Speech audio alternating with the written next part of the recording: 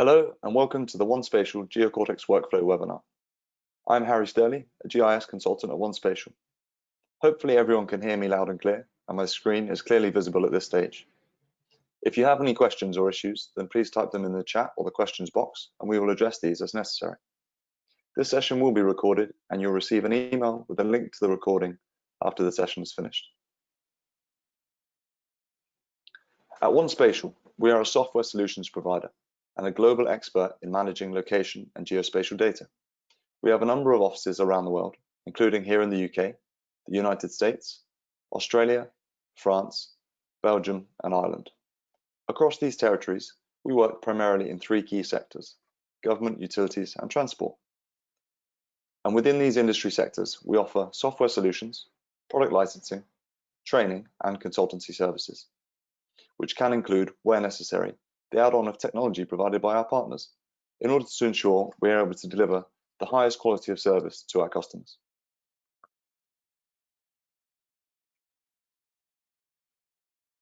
Looking specifically at our Geocortex software solution, we have worked with VertiGIS, formerly Latitude Geographic, since 2011, when we started selling Geocortex in the UK. And as you can see from this slide, during this period, we've worked with a wide variety of customers across a range of sectors. Geocortex offer a suite of products, including mobile and web viewers, such as Geocortex Mobile and the HTML5 viewer, and capabilities that can be consumed within a viewer, including workflow, reporting, and printing.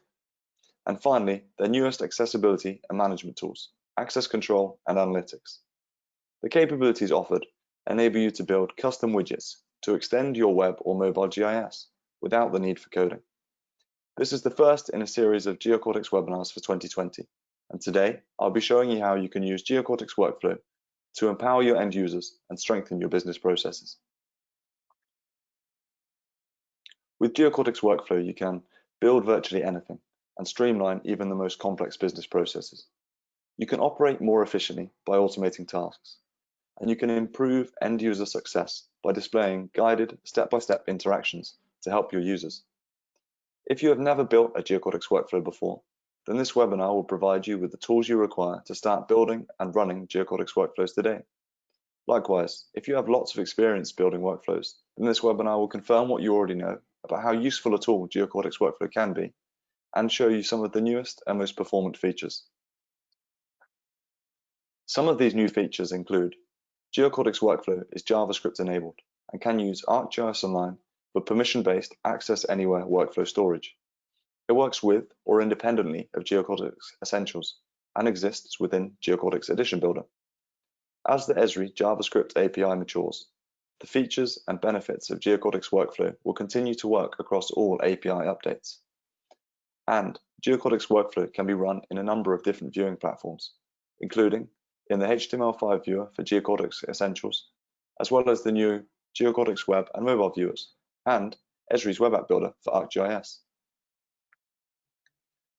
Geocortex Workflow is a redesign of the traditional Geocortex desktop workflow technology, so you can, with some limitation, perform the same task using Geocortex Workflow as you did before, but with the following unique benefits. You can now have the ability to download and run workflows in a completely offline application. You can access the designer as a software as a service subscription offering, or download it to run on-premise. And you can create richer, more dynamic forms, where events on every input can trigger sub-workflows to execute form logic. You can access an out-of-the-box library of pre-built workflow templates for solving common problems, one of which I'll be demonstrating today. For users of Geocortex Essentials, you'll be glad to know that Geocortex Workflow has seen some recent updates to bring it up to speed, including a helpful search function to help you find where a specific activity exists within your workflow. With Geocortex Workflow, you can build complex widgets without coding. And now, as part of the demo, I'll be showing you how. So, let's start by taking a look at the Geocortex Workflow Designer. If I choose Let's Get Started, I'll then be logged in using my ArcGIS Online identity because I'm using the Software as a Service version. We can see here that I've already been logged in because it recognizes I've logged in previously during this session. I could start by building my workflow from scratch, But for the purpose of today's webinar, I'll use a pre-configured template, which I can easily do by selecting File and New. And we can then see that there is a long list here of pre-configured templates available. For the purpose of today's webinar, I'll be using the buffer geometry sample. So I'll just select that now and choose Create. We can then see that a number of activities are automatically generated for me. The first of which is a display form. So if I double click, we can then see a little bit more about this display form activity, which is a powerful activity for allowing your user to interact with your WebGIS. We can see I've got some different form elements here. So I have the point geometry picker, which will allow a user to add a location on the map. And then a number box, which will allow a user to type the size that they wish their buffer to be in this case. And then finally, a unit drop-down list where the user can pick a different unit of measurement from the drop-down list. If I return to the window, we can then have a look at some of the other activities. So here we have a buffer geometry activity, which is used to create a buffered area depending on what the point is and the unit, and also the distance that the user selects. Then we have a get symbol from JSON activity, which allows the user to enter JSON script in order to generate a symbol for the buffered area. And then we have a create feature that will actually create our buffer feature using the buffer geometry and the symbol from JSON. And then finally, we have our add graphics layer, which will actually display the graphic so that the user can see their buffered area in a viewer. So let's actually have a look at what this does now. If I select File, I can then save this workflow. So I'll just choose it something descriptive of what it's doing. In this case, buffer workflow, and then hit Save. For the purpose of today's webinar, I'll be running this in Geocortex's mobile viewer. So I'll select the Geocortex Mobile Designer, and we can then see that I have a Cambridge demo that I've already created here.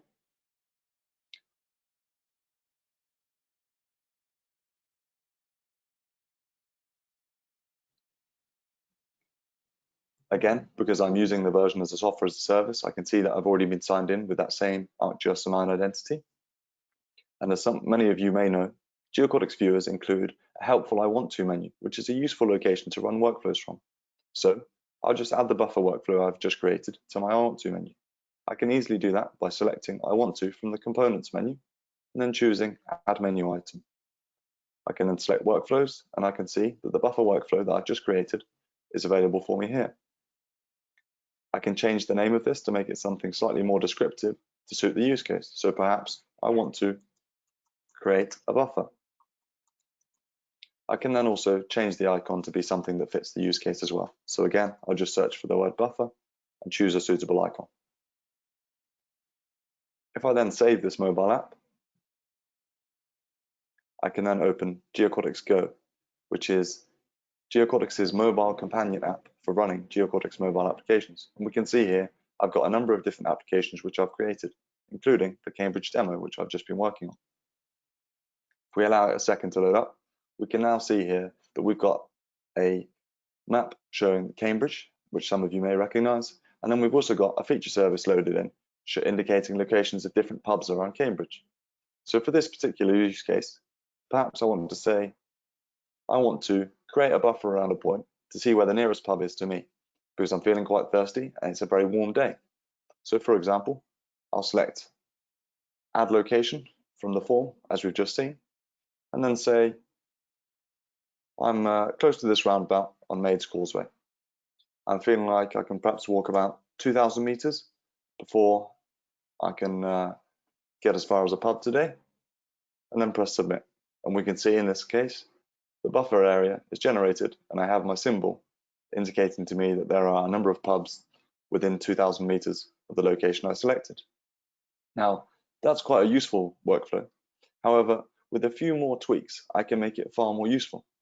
For example, perhaps rather than just displaying those pubs that have been or that fall within my area, I actually want to know a little bit more information about them and show them in the results panel.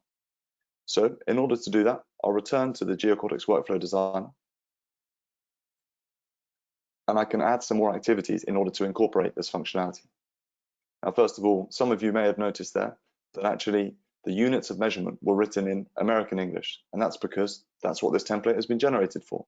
But as we're using this for a UK example in Cambridge, I'll just quickly change that by navigating to my display form and then selecting my kilometers from the drop-down list options. And then I'll change meters as well. And I can easily drag and drop this list in order to reorder it. So I'll place meters at the top of my list, as that's the unit which we're most interested in using today. I can then look at adding some different activities in order to incorporate some additional functionality to this workflow. So in order to be able to return information about the pubs, I'll need to include two key activities. Firstly, a query layer activity, which is a very powerful activity for returning information from a map service or a feature service. So I can type query into the toolbox and it will bring me up any search results that match that. I can then easily drag and drop my query layer activity into my workflow design area. And once I've done so, we can see there are a number of different inputs I can have for this activity. And that's because this is a very powerful activity with a lot of capability. However, in this case, in order to return information about the pubs, I only need to enter a few inputs in order to get the results that I want. So to start with, I'll need to enter the feature service for my pubs URL in order to be able to generate and return information about the pubs. So I'll just paste that in now. Then I'll also need to enter the geometry that's been output by my buffering engine task, as we can see here. So in order to do that, I'll just expand my geometry box and type an equal to indicate that I'm typing an expression into this box.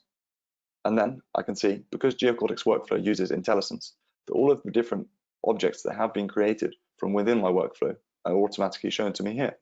So in this case, I know that I want the buffer engine task 1. And also, I know that I want this to be of type geometry. I can press OK. And then finally, I can enter an asterisk into the output fields in order to indicate that I want all fields to be output, in this case, from my query. Once my query is completed, I'll then want to include a show results activity in order to return and actually show the results to the user in the viewer. Again, I can easily drag and drop this activity into the design area. And once I've done so, we can immediately see that there's an issue. It says a required input is missing. I can hover over the help symbol to see that this needs to either be an Esri graphic or an Esri feature set. Now that I know, because I've got a query activity prior to this, that this needs to be the output of this query activity, which I can easily find by selecting my query activity and then scrolling down to the bottom where I can see the different output types. And again, if I hover over the help symbol, I can see that it even tells me what the tag for this particular output is. I can copy that to the clipboard and then paste it into my show results activity. Now, perhaps we want to make this slightly more aesthetically pleasing and more welcoming to the user, in which case I can enter a label format so the user will see something on the results rather than just seeing all of the information about the pubs at once. So to do that, I could enter an attribute from the data, for example. In this case, I know that there is an attribute field called name, and by entering it in curly brackets, it means that the Geocortex Workflow Designer recognizes this is an attribute from my data. So now I can save my updated workflow, and we can then return to Geocortex Go in order to run it again. So if I start by refreshing my app,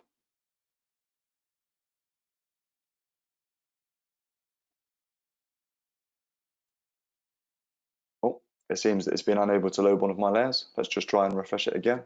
Perhaps the internet is struggling. There we go. We can see that my pubs have appeared now as expected. So this time I'm going to say I want to create a buffer. And perhaps I've just visited St. John's College and I'm by the river here. Now I feel like I can walk a little bit, not quite as far, it's a bit later in the day. And we can see that I've got meters at the top of my drop-down list as I changed that and reordered it. But then hit submit. I can see that automatically this pub here, the punter, has been selected for me and returned in my results window, as it's the only pub that's within 1,000 meters of the point I selected. Now, this is just one example of how I can run a workflow in Geocortex Mobile. I can also easily add this workflow to another viewer, such as Esri's Web AppBuilder, for example. So if I open up Web AppBuilder here, we can see I've got the same web map running with the base map of Cambridge and my pubs feature service. I can select the widget fit tab and then choose an empty slot indicated by one of the numbers. And if I scroll down here, we can see that I have Geocortex Workflow widgets available alongside all other Esri widgets. So if I select workflow, again, I can change the name to make it slightly more descriptive for the user. So if we just enter create a buffer again, and then choose workflow. Now my content is shared, so I can see again, I've got that same buffer workflow that I've just been working on in Geocortex Workflow Designer. I'll press OK, save my Web AppBuilder app, and then choose launch. Again, just allowing the application a few seconds to load up to generate the web app and access the pub's feature service. Once completed, we can see that I've got that Geocortex Workflow app, which I've just added here alongside any other tools that have been added to this Web AppBuilder application. So again, I can click Create a Buffer. I can then add a location on the map using my geometry picker, enter a buffer distance, and then choose my unit from the drop-down list.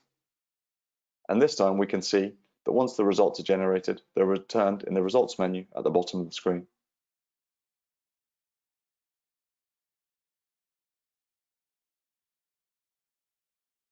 And this is just one of the Geocortex capabilities that you can now consume with Esri's Web AppBuilder. So, in summary, today I have shown you a mere fraction of how, using Geocortex Workflow, you can avoid writing code to build custom widgets, and you can choose from a library of over 200 pre-built activities that chain together to automate almost any task. You can easily build workflows with the web-based Geocortex Workflow Designer, simply by signing in, dragging and dropping activities into the design area, and then save and share these in ArcGIS Online or Portal. You can consume your workflows in Geocortex Mobile, keeping your team productive, even without network connectivity. And you can lay out your own forms to capture the information you want in the way that you want to. You can even now run workflows from Survey 123 webhooks, so you can trigger execution of a workflow whenever a survey is submitted. This could be useful for data verification in the field, for example. If you have any questions, please feel free to ask now or get in touch via email. Or, for more information, you can visit our website.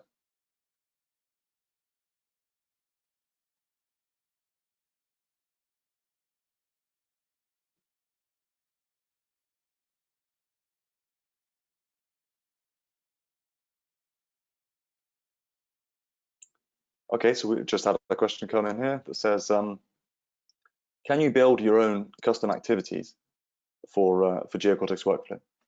The simple answer is yes, you can, because they're written in JavaScript, and you can actually download the workflows as JSON files, which you can then open up in Notepad, for example. There's also a new Geocortex Developer Center, where you can access helpful information for developing your own content related to Geocortex Workflow.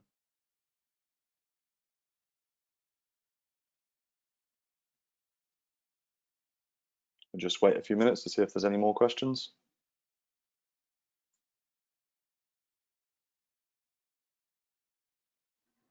Okay, another one. If I've built a workflow in Geocortex Workflow 4, does Geocortex Workflow allow you to do the same? It's a sort of a two-part question. So yes, you can build all of the same workflows in Geocortex Workflow as you could in Geocortex Workflow 4. There are regular updates that happen to the software as a service version, which is quite rapidly bringing it up to speed with the previous version, Geocortex Workflow 4. You can also use an activity in Geocortex Workflow that's called a Run Essentials workflow, which allows you to run a server-side workflow from within Geocortex Workflow 4. So you can therefore reuse the functionality that you might have previously had available to you in Geocortex Workflow 4.